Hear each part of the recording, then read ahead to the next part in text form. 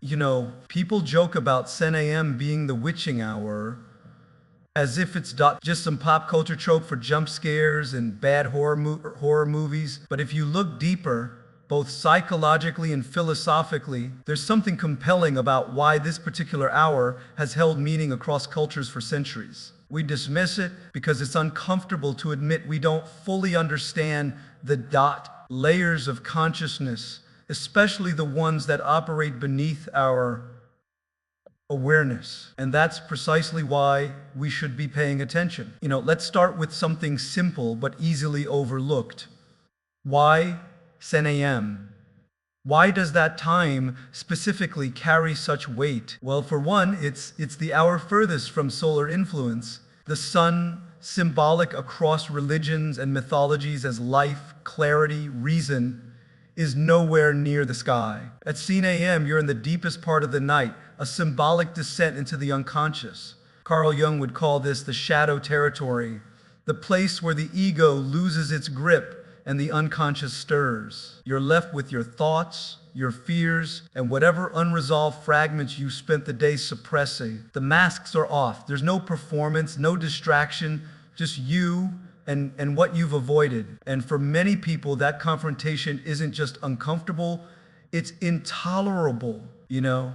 Now, here's the catch. Most people don't confront anything at 10 a.m. Instead, they distract. They scroll, they stuff noise into the silence. They pacify that discomfort with digital dopamine, endless feeds, empty entertainment, emotional numbness. They treat 10 a.m. like a glitch in their schedule instead of what it actually is, a psychological portal. If the third eye, in philosophical or spiritual terms, represents insight, perception, clarity beyond the material world, then what happens at 10 a.m. is a test of that very capacity. The mind is stripped of its external signals. The noise of the day has died down. This is when the internal voice becomes loud, not because it's suddenly speaking, but because everything else has finally shut up. So what do? We panic, we mute it again, we reach for distraction. You know, but here's the truth, that voice you're muting is your deepest compass. That's your intuition trying to cut through, and every time you override it with artificial noise, you're teaching yourself that you can't or shouldn't trust your own mind in silence. That's the slow death of insight. That's the real closure of the third eye. Not a mystical punishment from the universe, but a slow erosion of self-trust and inner clarity. You know, from a neurobiological standpoint, 10 a.m. is also when your prefrontal cortex, the part responsible for logic, discipline, structure, is least active. You're running more on emotion, impulse, and unconscious patterns. And what do most people do with that freedom? They repeat behaviors that reinforce mental fog, anxiety, and self-deception. But here's the thing, what you habitually do in your least disciplined moments becomes the foundation of who you are when no one's watching. That's character. That's awareness. Or the absence of it. Let's flip the script. What if instead of avoiding 10 a.m. you used it? What if you treated it like a sacred checkpoint? A moment to be still, not in the passive New Age sense, but in the active sense, stillness as confrontation. You sit with your thoughts, your desires, your fears, your guilt. You watch them come up and you observe, not to fix, not to run, but to witness. That act alone, self-witnessing in your most vulnerable hour, is one of the most powerful exercises for expanding awareness. It's uncomfortable.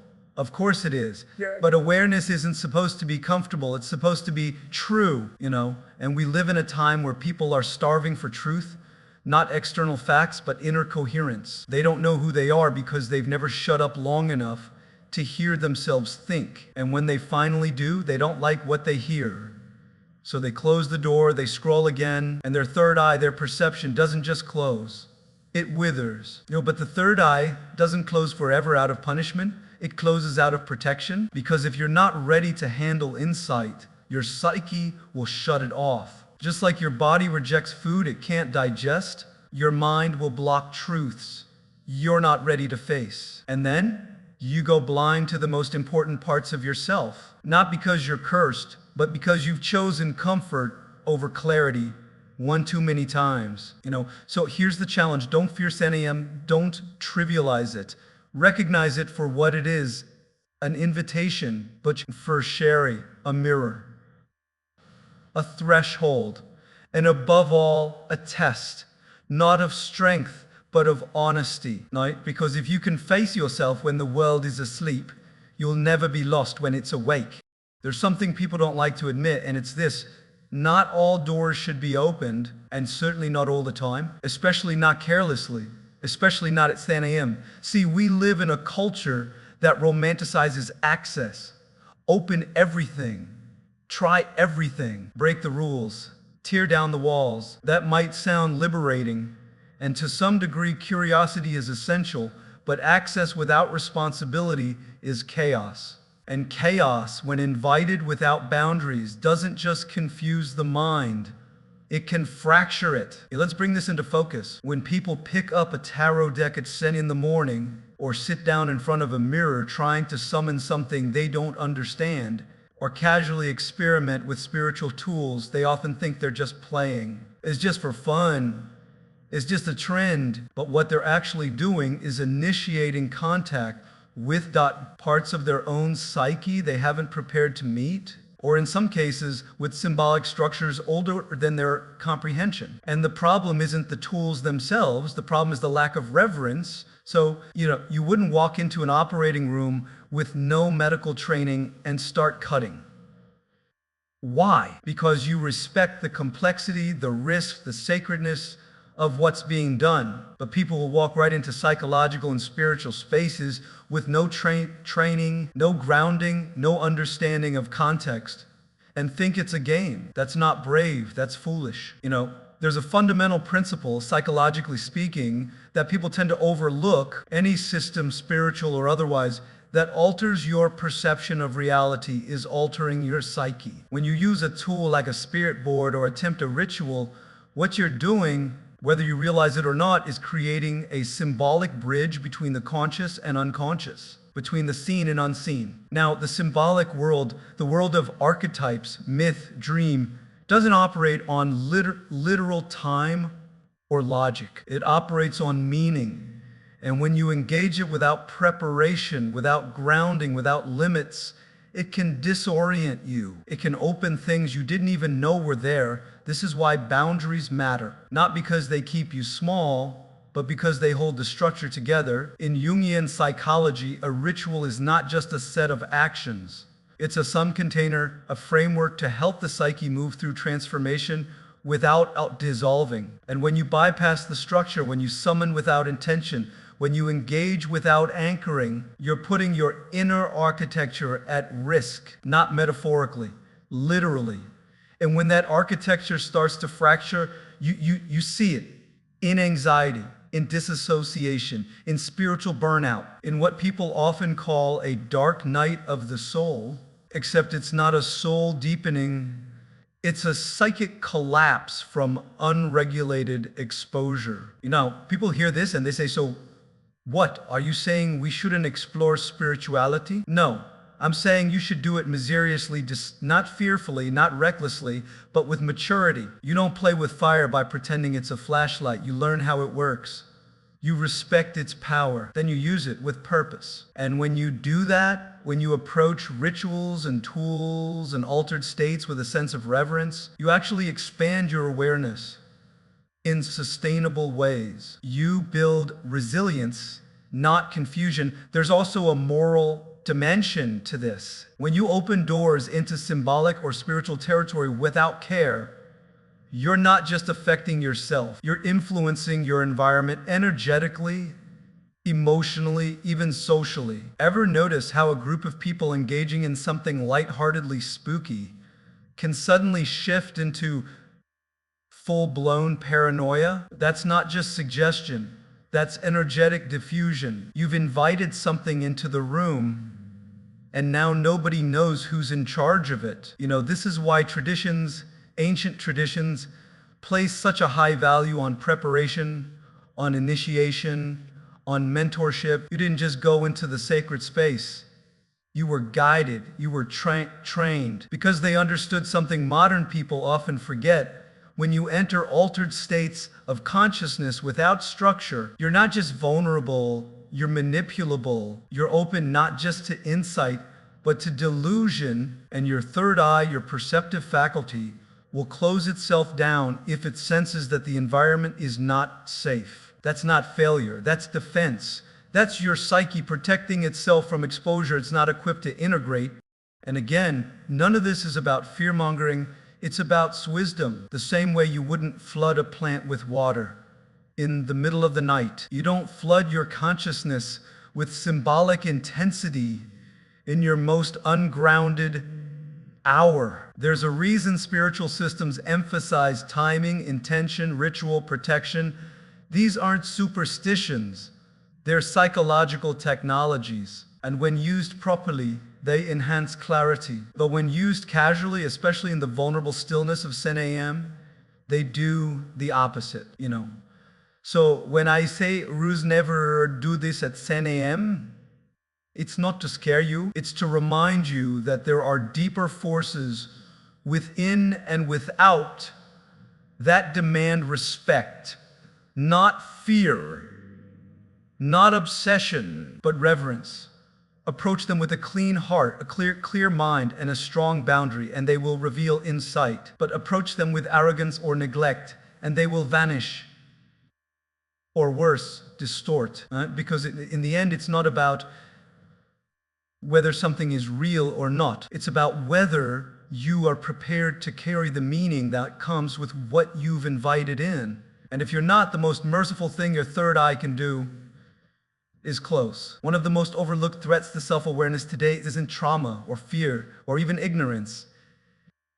It's distraction, and not just any distraction, mindless distraction, the kind that comes disguised as harmless, everyday entertainment. The kind you feed yourself at 10 a.m. when you're tired, vulnerable, and too mentally fatigued to distinguish between numbing and nurturing. That's when it hits hardest. When you're alone, the world is asleep, and instead of listening to what your own thoughts are trying to tell you, you reach for your phone. Don't misunderstand me, technology isn't evil. Neither is entertainment. But like any powerful tool, they become destructive when they're used unconsciously, habitually, and without any sense of purpose. And that's the problem. We've developed a culture where silence is treated as a glitch, something to be fixed, not felt. As soon as we're alone with our own minds, we panic, we reach, we scroll, we consume. And what exactly are we consuming? Noise, content, stimulation, input, but not insight. What you feed your mind matters. At 10 a.m., when your rational filters are tired, your emotional defenses are low, and your deeper subconscious is more accessible, that's when the information you absorb bypasses your critical faculties. You don't engage with it as imprints on you. Think about that. You're letting algorithms dictate the symbols and stimuli that slip into your psyche when you're least equipped to process them. You're not choosing your thoughts, they're being chosen for you, and the consequences aren't just philosophical. They're neurological. Your brain is incredibly plastic, especially when it's in a heightened state, which ironically includes those moments of fatigue when you're hovering between sleep and wakefulness. That's when the subconscious is most malleable. So if you're feeding it clickbait, negativity, chaos, anxiety-driven content, or worse, complete irrelevance, you're shaping the architecture of your mind in real time. You're literally teaching your brain what to prioritize. And when that input is junk, your output, your attention, your mood, your thinking becomes junk too, Here's where the third eye metaphor becomes important. Think of the third eye not as some mystical dot on your forehead, but as a symbol of your inner clarity, your insight, your capacity to perceive patterns, to make meaning, to recognize truth when you see it. That capacity is delicate. It relies on stillness, reflection, and internal alignment. And when you fill your consciousness with noise, not meaningful conversation or challenging ideas, but empty stimulation, you drown out the signals that would normally guide you. It's like trying to hear a quiet voice in a crowded room. The voice is still there, your intuition, your insight, your inner compass, but you've buried it under so much irrelevant input that it becomes indistinguishable from the static. And so your third eye doesn't close in some mythical sense. It dulls, it shuts down as an adaptive response, because if it kept listening, it would be overwhelmed. So it tunes out, and so do you. Now, consider the spiritual implications of that. Not religious, necessarily spiritual, in the sense of your connection to something deeper, something beyond the ego. That connection can only be sustained through a kind of mental hygiene, a discipline of attention. You cannot hope to develop spiritual insight if your attention span has been broken into 30-second clips. You cannot grow in awareness if your mind is trained to switch every time discomfort or boredom sets in. And discomfort, by the way, is where growth lives. Insight is forged in friction, not in the glow of a screen, but in the stillness of awareness. At 7 a.m. when the world is quiet, you have a choice: numb or notice. Numb with noise, or notice what's actually going on inside you. Most people choose numb. They flood the space with entertainment, thinking it'll help them sleep, thinking it'll ease their anxiety, thinking it's harmless. But what they're really doing is escaping the opportunity to confront themselves. And that's tragic, because 10 a.m. is precisely when that confrontation could have been most valuable. You don't gain insight by accident. You don't stumble into clarity while binging shallow content in the dark. Insight is something you cultivate. You protect the soil it grows in. Your mind, your attention, your time. And when you treat those things like they're disposable, you start losing the very thing that makes you human, the ability to make meaning out of chaos. So ask yourself, what are you feeding your mind when it's most vulnerable? What voices are you allowing in when your inner guard is down? Are you scrolling through artificial narratives? Or are you sitting with your own story, raw and unresolved as it may be? Because in the end, your third eye doesn't close as punishment. It closes out of exhaustion. And sometimes, the most spiritual thing you can do is not to seek more stimulation, but to unplug and finally listen. Because clarity doesn't come from consumption, it comes from attention. But one of the most dangerous habits we develop, and we develop it young, is the reflex to mock what we don't understand, to laugh at mystery, to roll our eyes at anything that doesn't immediately conform to the rational categories we've been taught. And it feels clever, right? It feels sophisticated to dismiss the unknown. But in truth, it's a kind of spiritual laziness, a shield we use to protect ourselves from the discomfort of encountering something that challenges our worldview. And that shield over time becomes a wall that doesn't just block nonsense, it blocks insight. The modern mind is conditioned to demand certainty. If we can't explain it, if it doesn't fit neatly into a scientific framework, we either ignore it or ridicule it. But what's really going on there on a psychological level, that's not reason at work, it's ego defense. The ego resists anything that might force it to admit it isn't in control.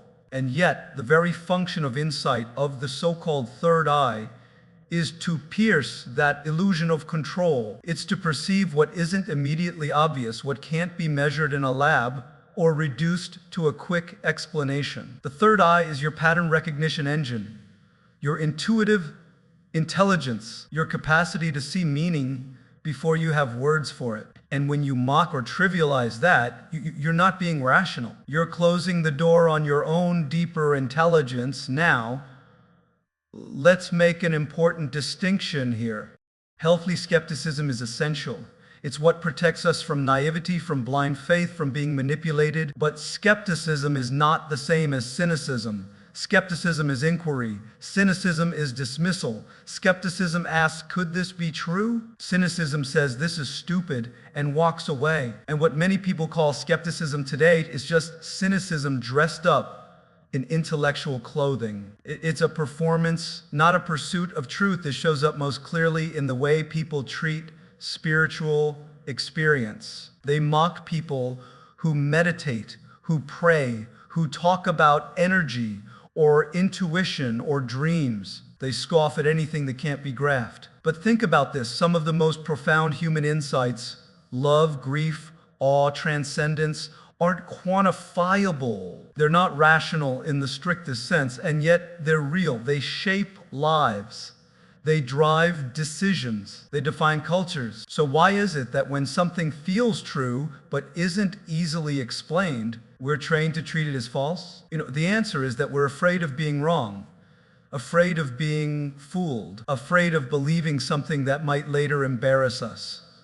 But that fear, if left unchecked, becomes a prison. And the tragedy is this: the very moments in which people experience something mysterious, a strange synchronicity, a dream that feels meaningful, a sudden flash of insight, those are often the moments that signal growth, that point towards something deeper. But instead of exploring that territory with curiosity and humility, we shut it down.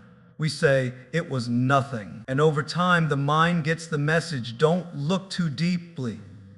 Don't trust what you feel. Only trust what you can prove. And this is where the third eye, that inner faculty of discernment, begins to dull. Not because we've lost access to it, but because we've trained ourselves to ignore it. The same way a child who's constantly told to stop imagining things eventually stops sharing their ideas, the psyche will stop sending signals if those signals are consistently mocked or dismissed. Insight becomes inconvenient, intuition becomes embarrassing, mystery becomes threatening. And so we close off, but mystery is not the enemy. In fact, mystery is the birthplace of insight. It's the unknown that forces the known to evolve. It's only when we allow ourselves to sit with the unexplainable, not blindly, but openly, that we expand the boundaries of our understanding. That's where innovation comes from. That's where depth comes from. That's where meaning begins. So the next time you encounter something strange, whether it's a dream that feels significant, coincidence that seems too precise, or a moment of silence that feels thick with presence, resist the urge to laugh it off. That impulse, more often than not, is fear pretending to be intelligence. Don't bow to it. Instead, investigate. Ask what it might mean. Ask what it might be pointing to in your life. That kind of attention, sincere, grounded curiosity is the key to awakening insight. And when you bring that kind of attention to your inner world, especially in moments of stillness like 10 a.m., you begin to cultivate a deeper relationship with truth, not just the truth of facts, but the truth of experience. Because the third eye doesn't thrive in mockery. It thrives in humility. It opens in the presence of sincerity, of reverence for the unknown. And if you want it to stay open, if you want your insight to remain sharp and alive, you need to stop treating your inner life like a joke. It's not a joke. It's the most serious thing you'll ever face. And that's the real challenge, not just to believe, not just to explore, but to respect what you discover, even when you don't understand it yet. Especially when you don't, because that's how you grow, not by having all the answers, but by learning to live with better questions and